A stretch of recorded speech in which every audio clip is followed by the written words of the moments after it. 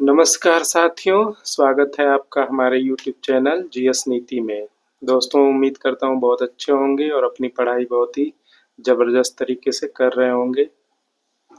हम लोग पढ़ रहे हैं एंशिएंट हिस्ट्री और एंशिएंट हिस्ट्री में हमने पाषाण काल पढ़ा था। पाषाण काल के बाद हमने हड़प्पा सभ्यता देखा था और हड़प्पा सभ्यता के बाद हम वैदिक एज में प्रवेश कर चुके हैं और इसमें हम ऋग्वैदिक काल को देख रहे थे। तो ऋग्वैदिक काल में हमने भौगोलिक स्थिति देखी थी, उत्तर वैदिक काल की भौगोलिक स्थिति देखी थी।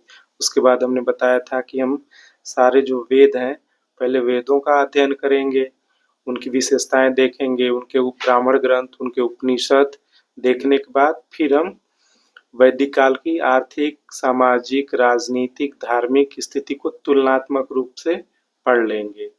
तो इसी क्रम में हमने कल आपको बताया था कि यजुर्वेद के ब्राह्मण ग्रंथ कौन कौन से हैं, ये कल हम लोगों ने देख लिया था। तो हमने बताया था कि यजुर्वेद के जो ब्राह्मण ग्रंथ हैं वो शतपथ ब्राह्मण ग्रंथ है और तैत्तरीय है। उनकी विशेषताएं भी बताई थी कि सबसे प्राचीन, सबसे बड़ा एवं सबसे महत्वपूर्ण जो ब्राह्मण ग्रंथ है वो है शतपथ। ये सारी चीजें कल हमने बताई थी आपको। अब हम आज आगे बढ़ेंगे इसके और देखेंगे सामवेद के ब्राह्मण ग्रंथ को। थोड़ा सा इसको देख लेंगे, फिर अथर्ववेद के ब्राह्मण ग्रंथ को देखेंगे। तो देख लेते हैं सामवेद के ब्राह्मण ग्रंथ। तो देखिए, सामवेद के जो ब्राह्मण ग्रंथ है वो है पंचविश ब्राह्मण ग्रंथ, षड्विश ब्राह्मण ग्रंथ और जैमिनीय ब्राह्मण ग्रंथ। ये तीन। जो पंचविश ब्राह्मण ग्रंथ है इसको तांड्य महाब्राह्मण ग्रंथ कहा जाता है।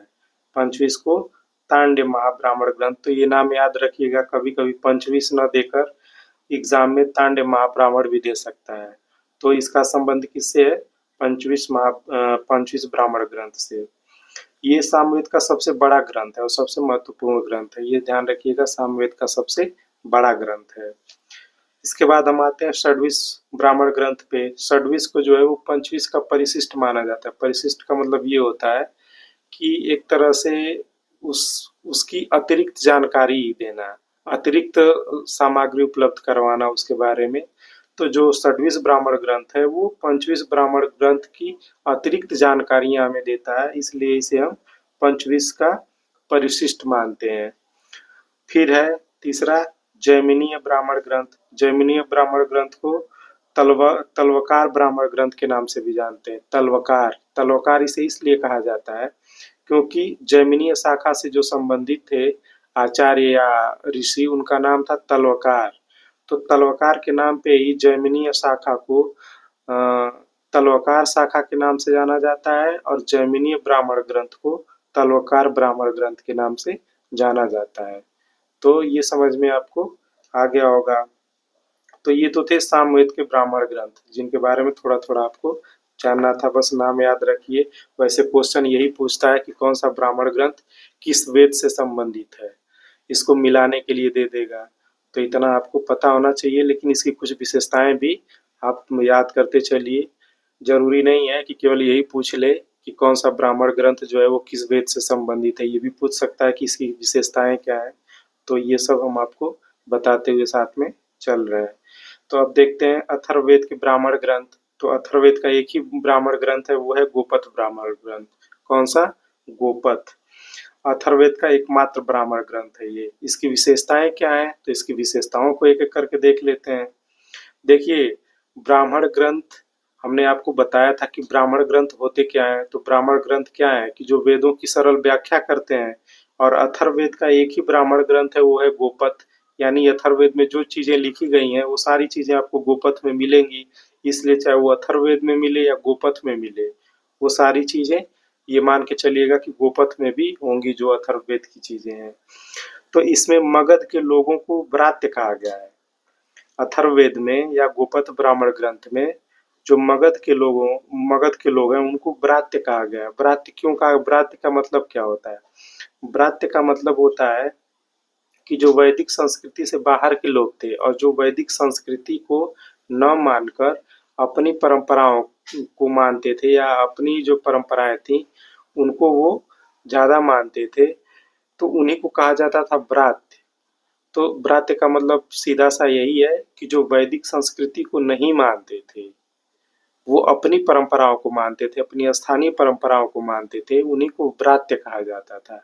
तो जो मगध के लोग थे, मगध के लोग जो है वो दक्षिणी बिहार में ये स्थित है मगध। तो दक्षिणी बिहार के लोग जो थे वो वैदिक संस्कृति को नहीं मानते थे, इसीलिए इन्हें व्रात्य कहा गया। तो ये समझ में आ गया होगा आपको। फिर अगला जो है विष, विष द्वारा राजा के चुनाव की जानकारी मिलती है, किसमें हमें? अथर्ववेद में ही मिलती है कि विष जो है, विष जो उस समय क्या हुआ करता था, कबीला वो राजा के चुनाव मतलब राजा का चुनाव किया करता था, विष ही। उसके बाद इसमें सभा एवं समिति को प्रजापति की दो पुत्रियां कहा गया है। सभा और समिति ये दो संस्थाएं थीं ऋग्वैदिक काल में। वैदिक काल में भी थीं, लेकिन वैदिक काल में इनकी जो शक्ति थी वो काफी कम हो गई थी, लेकिन ऋग्वैदिक काल में ये काफी शक्तिशाली संस्थाएं थी। तो इनको प्रजापति की दो पुत्रियां क्यों कहा गया? तो प्रजापति का तात्पर्य आप जानते हैं कि प्रजापालक यानी सृष्टि के रचनाकार इनको माना जाता है प्रजापति को, कि इस सृष्टि की रचना इन्होंने ही की है और प्रजा की देखभाल यही करते हैं। तो जो सभा एवं समितियां थी ये भी तो वही काम कर रही थी, शासन व्यवस्था बनाए रखने का काम कर रही थी, अब प्रजा की भलाई से संबंधित काम कर रही थी। इसीलिए सभा एवं समिति को प्रजापति की दो पुत्रियां कहा गया, क्योंकि ऐसा माना जाता था कि प्रजापति ने इन्हें अपना काम सौंपा है प्रजा की भलाई के लिए।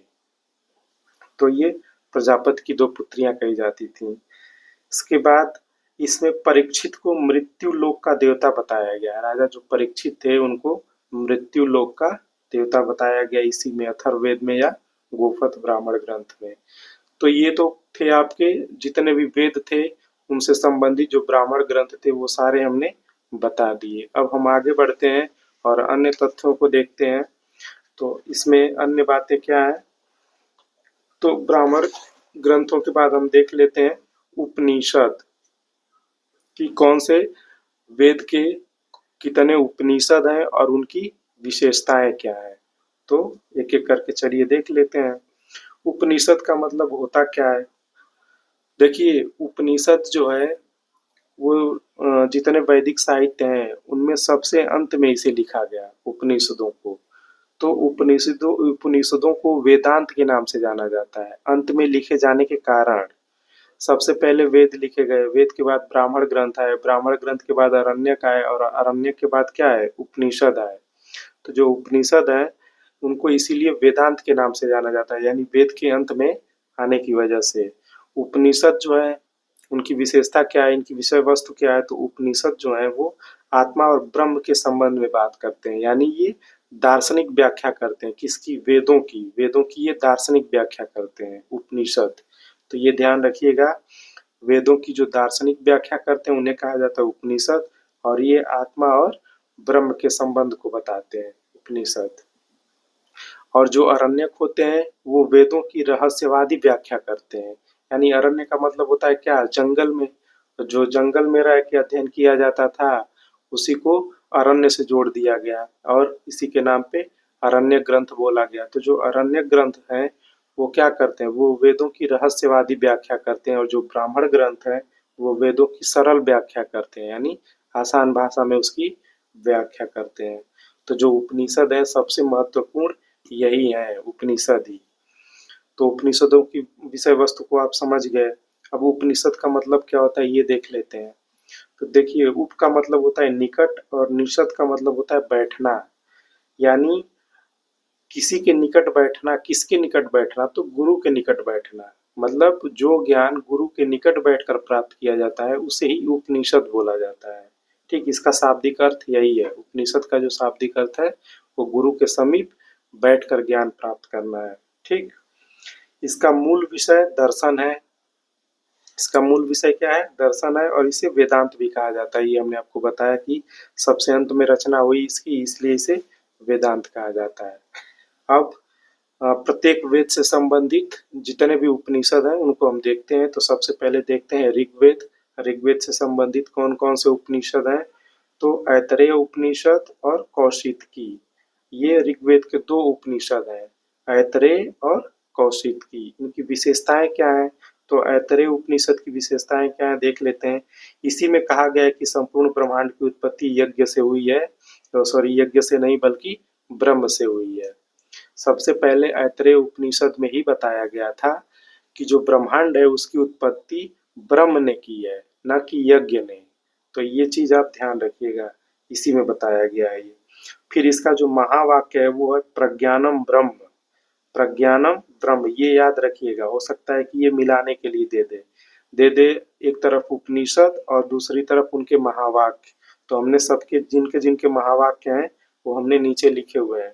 प्रज्ञानम ब्रह्म, इसका महावाक्य है ऐतरेय उपनिषद का। ठीक, इसके बाद आता है कौशितकी। कौशितकी का जो मूल विषय वस्तु है वो है आत्मा का पुनर्जन्म, यानी ये कह सकते हैं कि ऋग्वेद जो है वो आत्मा के पुनर्जन्म में विश्वास रखता है। वो मानता है कि आत्मा जो है वो पुनर्जन्म लेती है। तो कौशितकी का मूल विषय क्या है? आत्मा का पुनर्जन्म। ठीक, तो ये इसके दो ही है ऋग्वेद के। अब हम आ जाते हैं यजुर्वेद पे, देखते हैं यजुर्वेद के कितने हैं। तो यजुर्वेद के तो आप देख सकते हैं 1 2 3 4 और 5 है उपनिषद ग्रंथ। तो सबसे पहले हम देखते हैं यजुर्वेद का उपनिषद ग्रंथ कौन सा है, वो है ईशोपनिषद। कौन सा? ईशोपनिषद। ईशोपनिषद में भगवत गीता में वर्णित निष्काम कर्म की अवधारणा जो है वो इसी से ली गई है। मतलब ये समझिए कि भगवत गीता में जो बताया गया है निष्काम कर्म, निष्काम कर्म का मतलब क्या होता है कि बिना फल के इच्छा के आप कर्म करें, यानी आप कर्म कर रहे हैं तो फल की इच्छा न रखें, इसी को कहा जाता है निष्काम कर्म। बिना फल की इच्छा के कर्म करना, ये निष्कर्म होता है। इसकी अवधारणा कहाँ से ली गई? ईशोपनिषद से ली गई। ठीक, तो ये इसकी विशेषता है। फिर जो दूसरा सबसे महत्वपूर्ण है वो है बृहदारण्यक उपनिषद। और बृहदारण्यक उपनिषद जो है वो सबसे बड़ा उपनिषद माना जाता है सभी उपनिषदों में। ठीक, और याज्ञवल्क्य एवं गार्गी के जो संवाद है वो इसी में मिलते हैं। याज्ञवल्क्य एवं गार्गी के संवाद। और अहम ब्रह्मास्मि, इसका जो महावाक्य है वो क्या है? अहम ब्रह्मास्मि, यानी मैं ही ब्रह्म हूँ। तो ये किस में मिलता है हमें? बृहदारण्यक उपनिषद में, ये ध्यान रखिएगा। फिर हम आ जाते हैं तैत्तिरीय उपनिषद।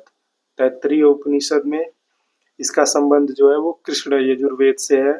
और इसमें सबसे इम्पोर्टेंट पंचकोश यानी 5 शीत का जो सिद्धांत है वो इसी में दिया गया। किसमें? तैत्तिरीय उपनिषद में। ये पंचकोश होता क्या है? तो पंचकोश का तात्पर्य ये है कि जो उपनिषद है यानी जो वेद है वो ये मानते हैं, जो उपनिषद है वो ये मानते हैं कि जो आत्मा है, आत्मा जो है वो 5 प्रकार के आवरण से आच्छादित है, यानी ढकी हुई है। 5 प्रकार के आवरण उसको ढके हुए हैं। तो इन्हीं 5 आवरणों को पंचकोश के नाम से जाना जाता है। और वो 5 आवरण है कौन? जैसे मान लीजिए ये क्या है, ये बीच में अगर सोल है यानी आत्मा है, तो ये आत्मा जो है ये 5 प्रकार के आवरणों से क्या हुई है? ढकी हुई है, ऐसे। ठीक, तो ये पांचों आवरणों का ही नाम है क्या? पंचकोश। इसमें पहला जो आवरण है वो अन्नमय, जो भौतिक आवरण बनाता है, सबसे बाहरी आवरण बनाता है भौतिक आवरण, तो वो है अन्नमय। दूसरा है प्राणमय, जो प्राण का आवरण बनाता है वो उसको हम बोलते हैं प्राणमय। और मनोमय, जो मन का आवरण बनाता है, आत्मा की चारों तरफ जो मन का आवरण बनाता है उसको हम कहते हैं मनोमय। और विज्ञानमय, जो चौथा आवरण है, ये विवेक और बुद्धि का आवरण बनाता है आत्मा की चारों तरफ, इसलिए इसको हम कहते हैं विज्ञानमय। और सबसे बाहरी आवरण जो है वो है आनंदमय, जो सुख की यानी आनंद की अनुभूति का आवरण बनाता है, उसको हम कहते हैं आनंदमय, यानी ये सबसे बाहर वाला। ठीक, तो ये पंचकोश इसी को कहा गया है कि जो आत्मा के चारों तरफ 5 आवरण बनाए गए हैं, उन्हीं 5 आवरणों को पंचमय पंचकोश के नाम से जाना गया है। तो ये आपको कहाँ देखने को मिलेगा? ये मिलेगा आपको तैत्तिरीय उपनिषद में देखने को। ठीक, इसके बाद हम आ जाते हैं कठोपनिषद, या इसको शॉर्ट में बोलते हैं कठोपनिषद। ठीक, तो कठोपनिषद की विशेषता क्या है कि इसमें यम और नचिकेता संवाद देखने को मिलता है। यम का मतलब यमराज और नचिकेता के संवाद इसी में दिए गए हैं। ठीक, उसके बाद आता है स्वर्ग नरक पाप पुण्य की अवधारणा भी इसी में आपको देखने को मिलेगी। यानी जो स्वर्ग नरक की बातें होती हैं कि अगर अच्छा काम करोगे तो स्वर्ग में जाओगे, बुरा काम करोगे तो नरक में जाओगे, ये सारी अवधारणाएं कहाँ हमें देखने को मिलती हैं? वो कठोपनिषद में ही देखने को मिलती हैं। ठीक, इसके बाद जो लास्ट वाला है वो है श्वेताश्वर श्वेताश्वर उपनिषद। यजुर्वेद का जो पांचवा उपनिषद है वो है श्वेताश्वर उपनिषद। इसमें क्या है, सर्वप्रथम भक्ति शब्द का उल्लेख किया गया है। यानी जो भक्ति शब्द या जो भक्ति आपको देखने को मिल रही है आज, वो उसकी जड़ें कहाँ पे हैं? श्वेताश्वर उपनिषद में ही है। इसमें शिव को परम ब्रह्म की संज्ञा दी गई है। परम ब्रह्म यानी ब्रह्म से भी बड़ा परम ब्रह्म की संज्ञा दी गई है। और शिव भक्तों के लिए ओम नमः शिवाय जाप इसी में मिलता है। तो जो आप ओम नमः शिवाय जाप हम लोग करते हैं, उसकी जो जड़ है वो कहाँ पे है? श्वेताश्वर उपनिषद में है। ये आप देख सकते हैं। तो ये तो था यजुर्वेद और यजुर्वेद से संबंधित उपनिषद। ठीक, अब आगे देख लेते हैं।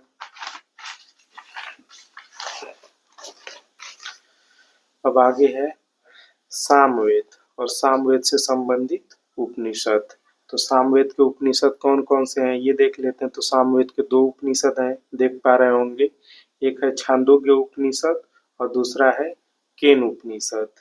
तो छांदोग्य उपनिषद की विशेषताएं क्या है वो देखते हैं। तो सर्वप्रथम आश्रम व्यवस्था का उल्लेख इसी में आपको देखने को मिलता है, परंतु इसमें चारों अवस्थाएं आपको नहीं देखने को मिलेंगी। आश्रम व्यवस्था की जो अंतिम अवस्था है आश्रम व्यवस्था की, यानी संन्यास आश्रम, वो इसमें देखने को नहीं मिलता है।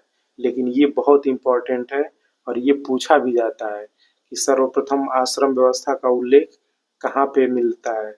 तो आप बता सकते हैं कि छांदोग्य उपनिषद में, और उसमें केवल तीन ही अवस्थाएं आपको देखने को मिलेंगी, ब्रह्मचर्य आश्रम, गृहस्थ आश्रम और वानप्रस्थ आश्रम। ये तीन ही अवस्थाएं हमें छांदोग्य उपनिषद में देखने को मिलती हैं। तो क्या आप बता सकते हैं कि चारों अवस्थाओं का उल्लेख सर्वप्रथम किस उपनिषद में हुआ है? तो चलिए हम आपको बता देते हैं। चारों उपनिषद, चारों जो अवस्थाएं हैं उनका जो सबसे पहले जिक्र हुआ है वो हुआ है जबालोपनिषद में। किसमें हुआ है? जबालोपनिषद में। तो जो जबालोपनिषद है वो, उसमें आश्रम व्यवस्था की चारों अवस्थाएं पाई जाती हैं, उसमें संन्यास आश्रम भी। तो जबालोपनिषद जो है वो उत्तर वैदिक काल के बाद का है।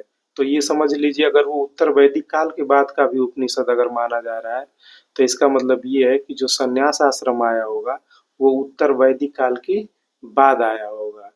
तो यहाँ से क्वेश्चन ये भी बनता है कि कौन सी जो आश्रम व्यवस्थाएं हैं या आश्रम की अवस्थाएं हैं वो कौन सी वैदिक काल की हैं और कौन सी उत्तर वैदिक मतलब वैदिक काल के बाद की हैं।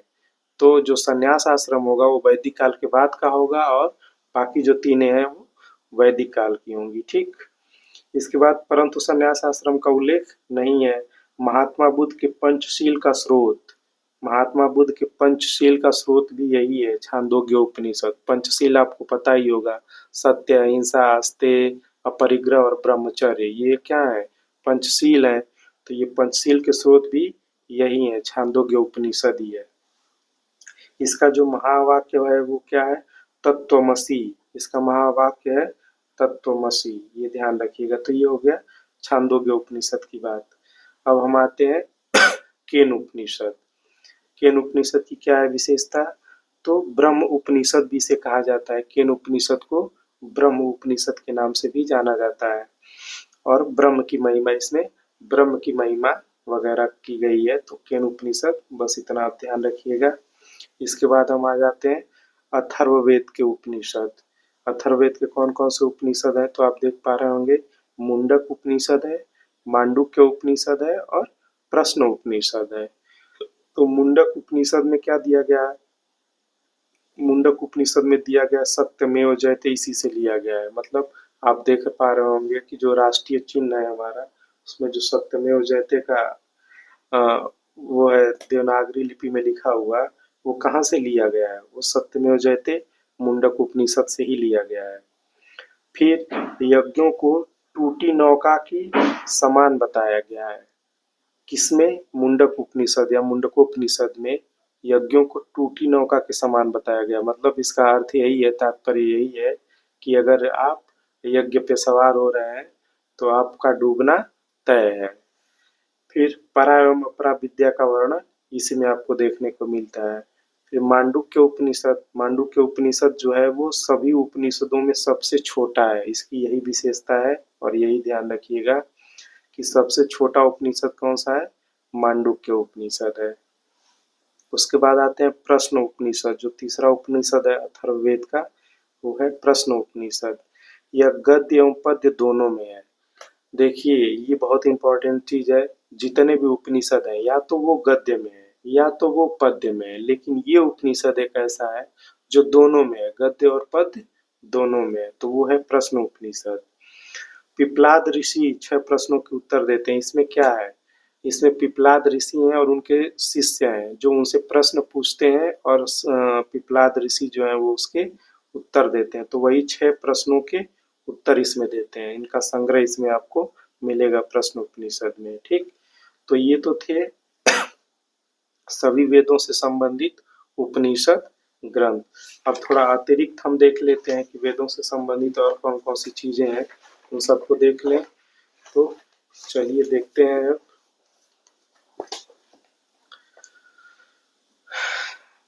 देखिए वेदों से संबंधित अन्य बातें, वो अन्य बातें कौन कौन सी हैं तो देखते हैं। पहला है ऋग्वेद। ऋग्वेद से संबंधित अन्य बात कौन सी है? तो देखिए ऋग्वेद की उत्पत्ति से संबंधित, कि ऋग्वेद की उत्पत्ति कैसे हुई है। तो वेद जो है वो मानते हैं कि ऋग्वेद की जो उत्पत्ति हुई है वो अग्नि से हुई है। किससे हुई है? अग्नि से हुई है। ये सब ध्यान रखिएगा, ये पूछा जाता है। ऋग्वेद की उत्पत्ति किससे हुई है? अग्नि से। ऋग्वेद का उपवेद कौन सा है? तो सबसे पहले तो हम समझ लेते हैं कि उपवेद क्या होता है। अगर वेद है तो फिर उपवेद की जरूरत हमें क्यों पड़ी? तो जो उपवेद होता है वो हमारे जो वेद हैं उनके व्यवहारिक ज्ञान को बताता है या प्रस्तुत करता है हमारे सामने, ताकि हम उसको अपने दैनिक जीवन में यूज कर सकें, उसका उपयोग कर सकें। तो उपवेद जो होते हैं वो वेदों के व्यवहारिक ज्ञान को हमारे सामने रखते हैं, इसलिए इनको उपवेद कहते हैं। अब इनमें कुछ इनकी विषय वस्तु होंगी और उन्हीं विषय वस्तु को ये लेके हमारे सामने आते हैं। तो जैसे देखते हैं कि ऋग्वेद का जो उपवेद है वो है आयुर्वेद। अब नाम से ही आपको पता चल रहा होगा कि आयुर्वेद तो कहीं ना कहीं चिकित्सा से संबंधित है। तो जी हाँ, इसका जो मूल विषय वस्तु है ऋग्वेद का, आयुर्वेद, सॉरी उपवेद, उपवेद जो है ऋग्वेद का वो है आयुर्वेद, और आयुर्वेद की जो विषय वस्तु है वो है चिकित्सा और स्वास्थ्य। यानी इसमें चिकित्सा और स्वास्थ्य के बारे में बताया गया है। ठीक, तो ये इसकी विषय वस्तु है। फिर आता है कि ऋत्विज। ऋत्विज क्या होता है? यानी पुरोहित क्या होता है? पुरोहित का मतलब वो ये होता है कि हर वेद से संबंधित अलग अलग पुरोहित होते थे। पुरोहित का मतलब कि जो वेदों जो मंत्र होते थे, मंत्रों का जो उच्चारण करते थे उनको कहा जाता था पुरोहित। तो जो ऋग्वेद के मंत्रों का उच्चारण करते थे उनको कहा जाता था होत्री। कहीं कहीं आपको होता भी मिलेगा। तो होत्री या होता जो है वो ऋग्वेद के पुरोहित को कहा जाता था। ठीक, तो ये हो गया ऋग्वेद के बारे में जानकारी। फिर हम देख लेते हैं यजुर्वेद के बारे में। तो यजुर्वेद की उत्पत्ति कैसे हुई है? तो वायु से हुई है। ये देखिए हमने लिखा हुआ है ऋग्वेद की उत्पत्ति वायु से ही। इसका जो उपवेद है वो कौन सा है? धनुर्वेद। अब नाम से ही आपको पता चल रहा होगा धनुर्वेद यानी धनुष से संबंधित बातें। यानी धनुष क्या है? एक अस्त्र है, अस्त्र शस्त्र की बातें हो रही होंगी, यानी युद्ध की बातें हो रही होंगी। तो ये जो उपवेद है धनुर्वेद, ये इसकी जो विषय वस्तु है वो है युद्ध कला एवं शस्त्र विद्या। इसकी जानकारी हमें इससे मिलती है। तो यजुर्वेद के उपवेद धनुर्वेद से हमें युद्ध कला एवं शस्त्र विद्या की जानकारी मिलती है। इतनी चीजें क्लियर हो गई होंगी। फिर इसका जो ऋत्विज है यानी पुरोहित यजुर्वेद का, वो क्या कहलाता है? अध्वर्यु। अध्वर्यु जो होता है वो यजुर्वेद का पुरोहित होता है, यानी जो यजुर्वेद के मंत्रों का उच्चारण करता है वो होता है वह अध्वर्यु। फिर हम देखेंगे सामवेद। सामवेद की उत्पत्ति कैसे होती है? तो सामवेद की उत्पत्ति होती है सूर्य से। इसका उपवेद जो है वो है गंधर्व वेद। गंधर्व वेद का मतलब होता है, यानी गंधर्व वेद की जो विषय वस्तु है वो है संगीत है, नाटक है, प्रेम है। इन सब चीजों के बारे में इसमें बताया गया है इसके उपवेद में, इसलिए इसकी जो विषय वस्तु है वो संगीत, नाट्य और प्रेम है। ठीक। फिर ऋत्विज यानी पुरोहित। पुरोहित इसका कौन? तो इसके पुरोहित को हम उद्गाता बोलते हैं। सामवेद के पुरोहित को क्या बोला जाता है? उद्गाता। पुरोहित का मतलब हमने आपको पहले ही बताया था कि जो इनके मंत्रों का क्या करते हैं? उच्चारण करते हैं। फिर आ जाएंगे अथर्ववेद पे। अथर्ववेद के उपवेद का नाम क्या है? शिल्पवेद। नाम से ही पता चल रहा है कि कुछ न कुछ बनाया जाता होगा, यानी वास्तुकार या वास्तुकला इसमें होती होगी, कुछ निर्माण होता होगा। तो हाँ, इसमें इसकी जो विषय वस्तु है क्या है? वो वास्तुकला है और निर्माण संबंधी चीजें हैं। तो ये सारी चीजें इसमें होती होंगी। और इनके जो ऋत्विज हैं या पुरोहित हैं वो हैं ब्रह्म। तो ये सारी चीजें याद रखिएगा, इनसे सीधे क्वेश्चन बनते हैं कि अथर्ववेद के पुरोहित कौन से हैं, सामवेद के मिलाने को दे देगा। इसमें बहुत सारी चीजें मिलाने को आ सकती हैं। जो भी टॉपिक हमने लिया है इसमें मैच कराने वाले में बहुत सारे क्वेश्चन बन सकते हैं, तो इसलिए इनको कायदे से पढ़िएगा, ध्यान दे के पढ़िएगा। फिर कुछ अतिरिक्त चीजें इसमें और भी हैं, जैसे वेद त्रयी किसे कहा जाता है? तो वेद त्रयी जो है वो ऋग्वेद, यजुर्वेद और सामवेद को बोला जाता है। इन तीनों को मिला के हम इसे वेद त्रयी कहते हैं। इसमें अथर्ववेद शामिल नहीं होता है। इसलिए नहीं शामिल होता है कि जो ऋग्वेद, यजुर्वेद और सामवेद है इनकी विषय वस्तु जो है वो लगभग मिलती जुलती है, लेकिन अथर्ववेद की विषय वस्तु जो है बिल्कुल, इसलिए तो उसे भौतिक वेद कहा जाता है। ये जो है ये थोड़े आध्यात्मिक टाइप के हैं, लेकिन वो जो है वो बिल्कुल अलग है। वो भौतिक पे उसका ज्यादा फोकस है, इसलिए उसे भौतिक वेद कहा जाता है। फिर वेदों की विषय वस्तु धर्म एवं ब्रह्म से संबंधित है। जो वेद है उनकी विषय वस्तु धर्म एवं ब्रह्म से संबंधित है। फिर देखिए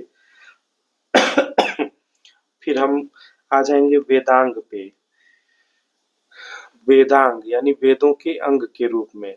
तो वेदों के अंग के रूप में हम देखते हैं वेदांग को। तो वेदांग जो है पाणिनि द्वारा वेद के 6 अंग बताए गए हैं। पाणिनि थे, उन्होंने वेद के 6 अंग बताएंगे। अगर वेद को एक शरीर मान लिया जाए तो उस शरीर के कितने अंग हैं इनको बताया गया है इसमें, किसके द्वारा? पाणिनि के द्वारा। तो चलिए एक एक करके देख लेते हैं। तो ये वेद है, वेद मान लीजिए एक शरीर है। अब शरीर के कौन कौन से अंगों के बारे में इसमें चर्चा हो रही है देख लेते हैं। तो पहला है शिक्षा। शिक्षा को जो है हम वेद की नासिका मानते हैं। नासिका का मतलब नाक। तो शिक्षा को वेद की नाक मानते हैं।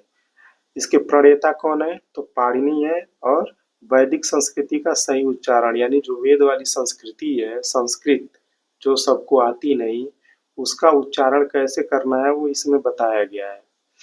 तो ये हो गई इसकी विशेषता। जो जो इसमें हमने लिखा है बस इतना ध्यान रखिएगा तो काम बन जाएगा। फिर है कल्प। वेद का जो दूसरा अंग है वो कल्प, जिसको हम हाथ भी बोलते हैं।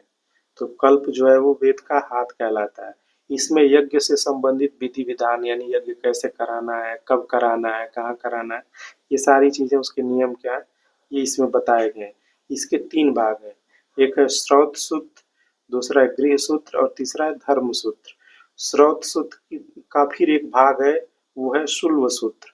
शुल्व सूत्र में ही जितनी भी ये यज्ञ के लिए वेदिकाएं वगैरह बनाई जाती थी, उनको कितने माप की, कितनी लंबाई चौड़ाई होनी चाहिए, ये सब इसी में दिया गया है, शुल्व सूत्र में ही। फिर गृह सूत्र में 16 संस्कारों को दिया गया है। और धर्म सूत्र में संपत्ति के उत्तराधिकार क्या होने चाहिए, कौन होगा, और न्याय क्या होता है, दंड क्या होता है, ये सारी चीजें इसमें बताई गई हैं। ठीक। फिर उसके बाद आ जाते हैं, जो अगला अंग है वो है निरुक्त। निरुक्त को हम वेद का क्या कहते हैं? कान। तो निरुक्त के बारे में देख लेते हैं। निरुक्त जो है इसके प्रणेता कौन है? तो यास्क मुनि है। निरुक्त के प्रणेता यास्क मुनि है।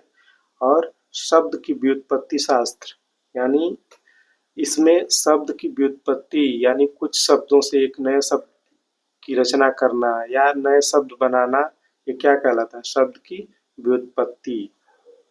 तो जो शब्द की व्युत्पत्ति है वो इसी में दी गई है।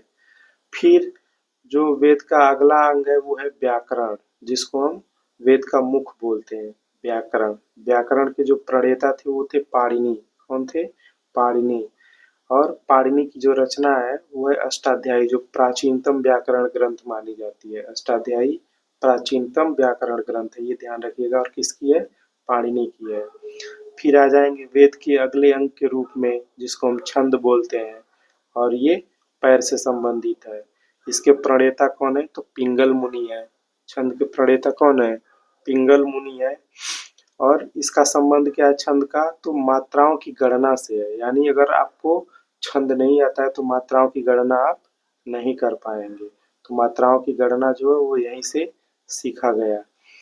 तो ये तो थे वेदांग जो हमने आपको बता दिए। इस तरह से अब वेदों के बारे में जो भी जानकारी थी वो सारी की सारी हमने दे दी। अब इसके आगे हम कल पढ़ेंगे, और कल हम देखेंगे वैदिक काल, ऋग्वैदिक काल और उत्तर वैदिक काल दोनों का सामाजिक जीवन, आर्थिक जीवन, धार्मिक जीवन, राजनीतिक जीवन, ये दोनों का हम एक टेबल के फॉर्म में बना के देख लेंगे। दोनों का तुलना करते हुए इसको पढ़ लेंगे। उम्मीद करता हूँ जो हम आपको पढ़ा रहे हैं वो समझ में आता होगा। और और ये भी है कि दोस्तों आप मेहनत करते रहिए। एग्ज़ाम तो अब बहुत ज़्यादा दिन दूर है नहीं। और अगर आप हमारे चैनल पे नए हैं तो चैनल को ज़रूर सब्सक्राइब किया करें। और साथ में ये भी कि अगर हमारी क्लास आपको पसंद आए तो कमेंट में हमें ज़रूर बताएं। धन्यवाद।